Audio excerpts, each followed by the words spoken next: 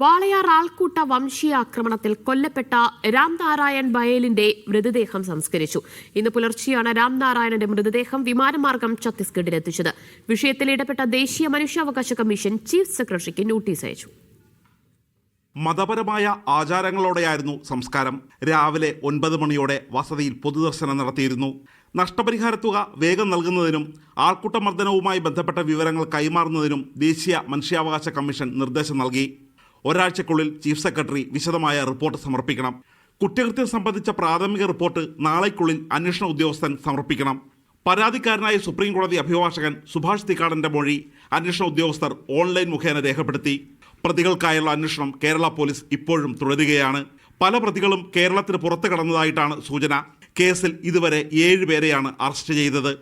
ആൾക്കൂട്ട കൊലപാതകം തടയൽ, പട്ടികജാതി പട്ടികവർഗ അതിക്രമം തടയൽ വകുപ്പുകളും രേഖപ്പെടുത്തിയിട്ടുണ്ട്.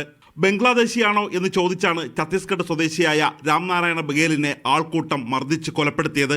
പാലക്കാട് ബ്യൂറോയ്ക്കൊപ്പം മീഡിയ 1 ഡൽഹി.